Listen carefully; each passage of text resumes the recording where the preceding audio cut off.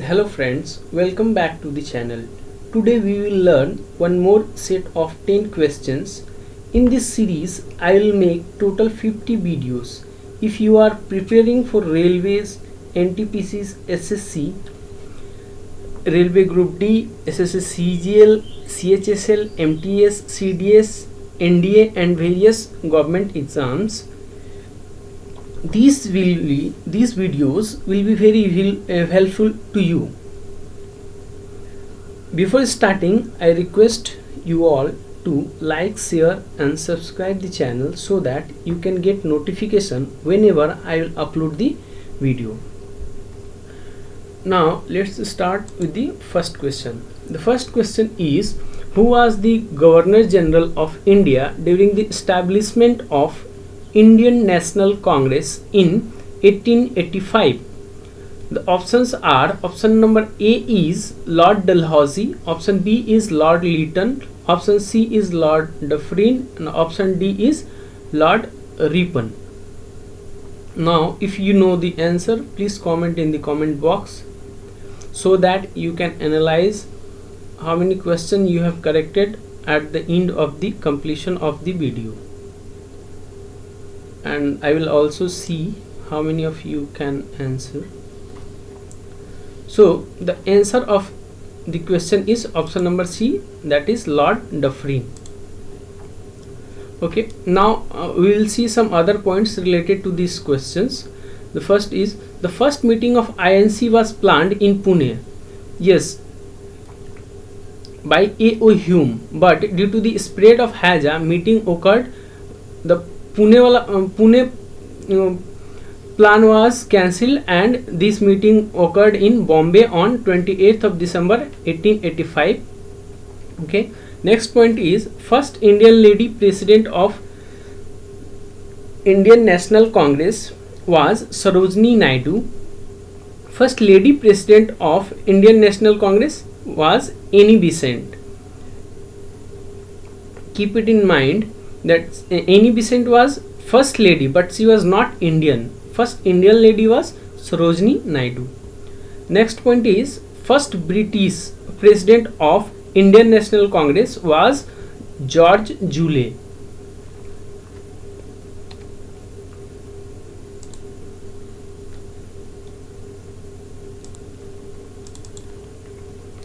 Okay, the first British president of INC was George Jouley. The first education minister of independent India was Abul Kalam Azad.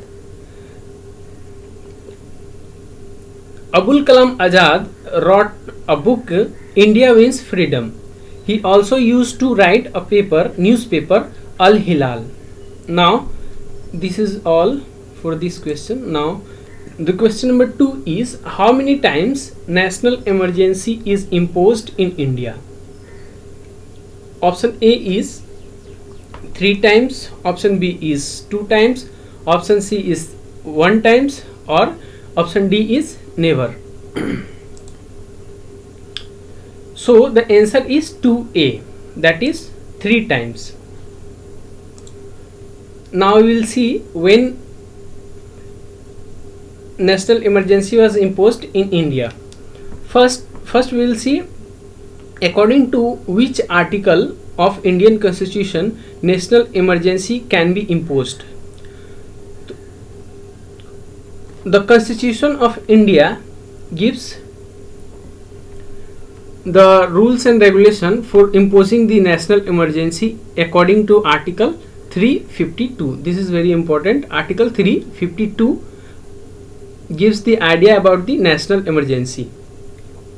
Now the next point is, how many times national emergency has been imposed in India? And the answer was 3 times. First one was in 1962 when India was under the war with China. Second was in 1971 when again India was in war with Pakistan, when the Bangladesh liberalization occurred, and the third one was 1975 during the Indira Gandhi's period. And at that time when third national emergency was imposed, the president was Fakhruddin Ali Ahmad. Okay. Now, next point is Article 360 deal with the financial emergency. Article 352 deals with national emergency and Article 360 deals with the financial emergency, which is never imposed in India. Now, next question is, when did Congress split up into two groups, that is moderate and extremist?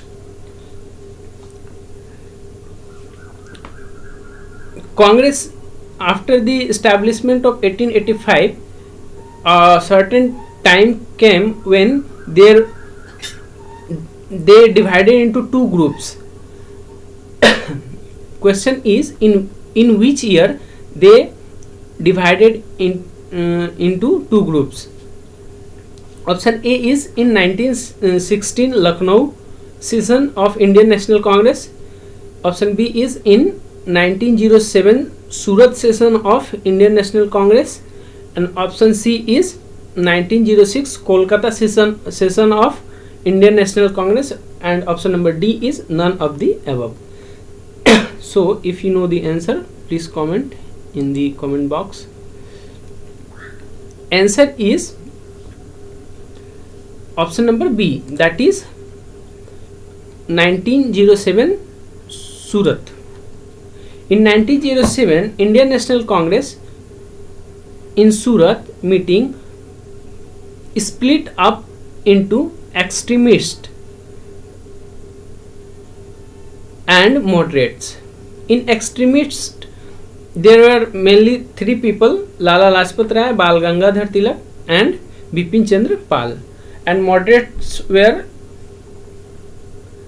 Dada Bhai Nauroji and many others. So the answer is 1907 in Surat. In 1916, INC in Lucknow again united, and at that time president of INC was A.C. Majumdar.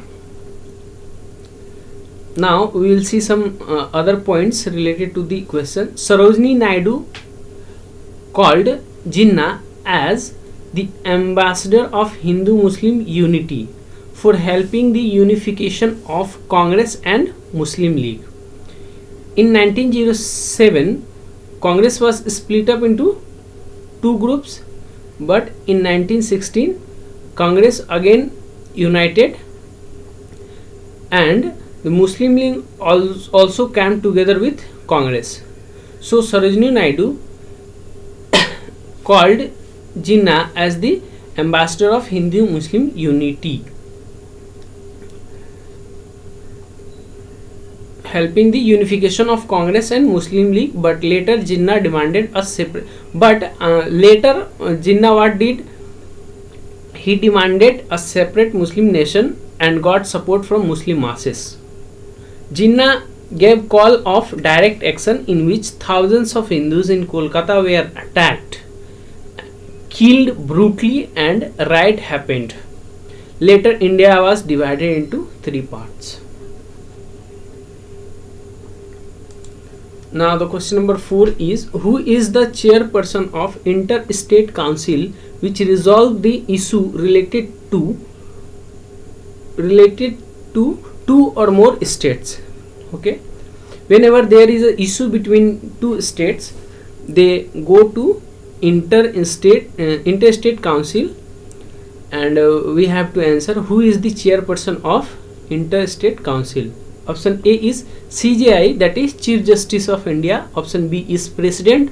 Option C is Prime Minister, and option D is CAG, that is Controller and Auditor General of India. So the answer of the question is option number C, that is Prime Minister of India. Now we will see some other points. That is, first point is Panchayati Raj institution was formalized in 73rd Amendment Act.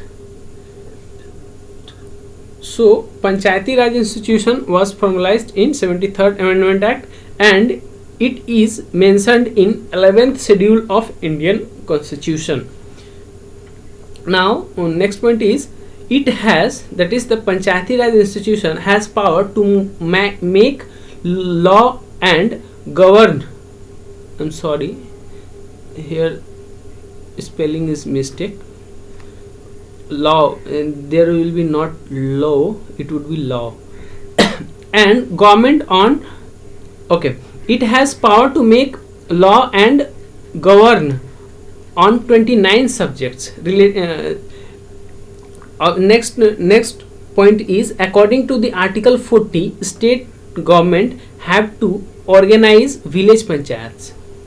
According to Article 30 of Indian Constitution, state governments are responsible to organize village panchayats. Now the question number 5 is, the famous call Swaraj is my birthright and I shall have it was given by. So who gave the call Swaraj is my birthright and I shall have it? Option A is Dadabhai Naoroji, option B is Bal Gangadhar Tilak, option C is Swami Dayanand Saraswati, and option D is Shivaji Maharaj. Let's see. The correct answer is option B, that is Bal Gangadhar Tilak ji in 1916. Now we will learn some other points related to Swaraj. So the Swaraj word is given by Swami Dayanand Saraswati. Swami Dayanand Saraswati used Swaraj word at initial stage. In 1906, sorry, there is double zero. In 1906, Kolkata, Dadabhai Naoroji said Swaraj was the goal of India's political effort. Here again Swaraj was used, but by Dadabhai Naoroji in 1906 Kolkata session of Indian National Congress. What he said? He said Swaraj was the goal of India's political effort. The next point is, again Swaraj word was will come. Swaraj was the name of government of Shivaji Maharaj. The government of Shivaji Maharaj was known as Swaraj. That's all for this question. Now the question number 6. Supreme Court in India was set up for the first time under which act? So in this question we have to answer, when did Supreme Court of India set up at first time? Option A is Government of India Act 1935, option B is Regulating Act 1773, option C is Mountbatten Plan 1946, and option D is none of the above. Now if you know the answer, please comment in the box.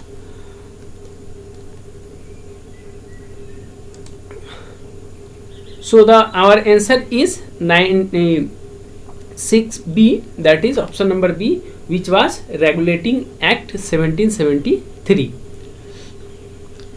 But what happened in Regulating Act 1773? Federal Court in Kolkata was set up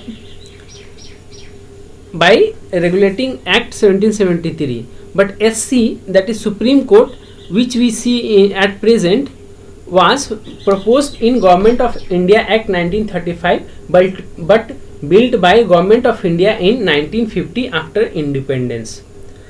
Article 124 related to Supreme Court. Article 124 of Indian Constitution gives the idea of Supreme Court. Now C, option 7, question 7.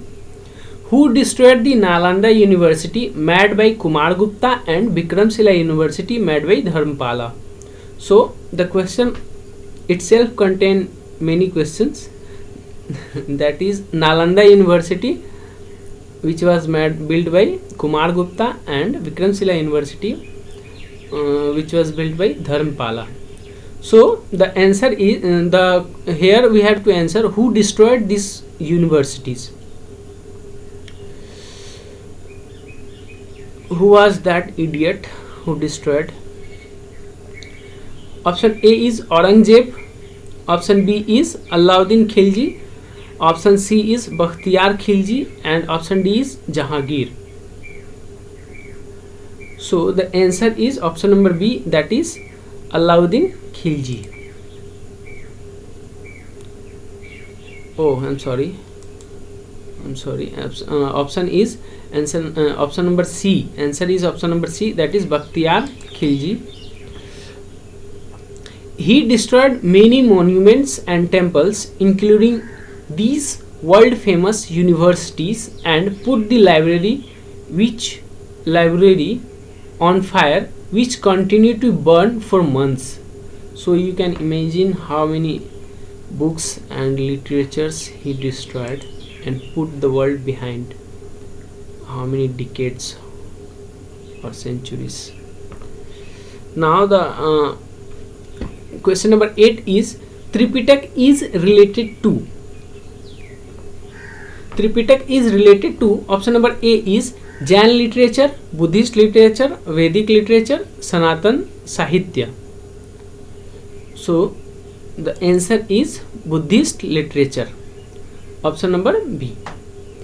Some other points about this question is, what is Tripitak? Tripitak is collection of 3 Buddhist literature which is written in Pali language, which was common language at that time.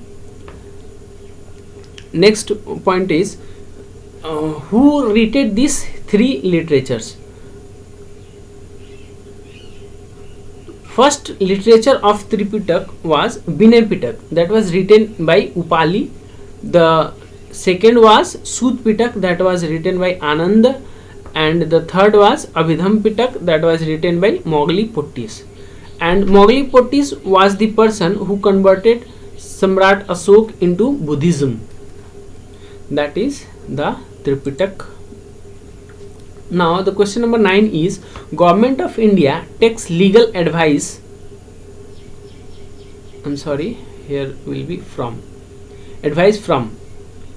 So whenever Government of India needs to get legal advice or in related to law or in courts, he go to whom?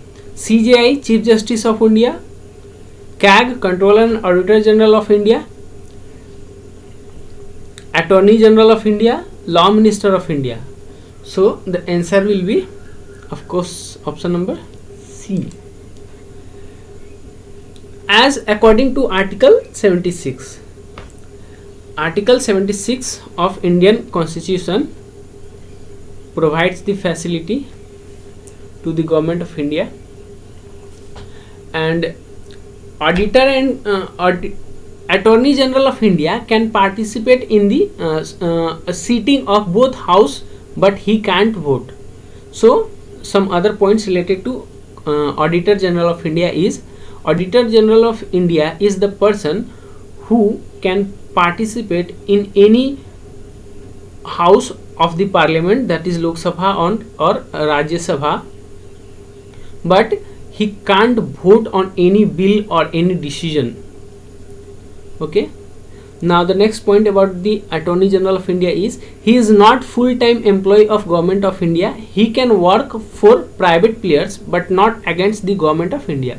Since he is not full-time employee of Government of India, so he can work for private players also, but exception is he can't work against the Government of India.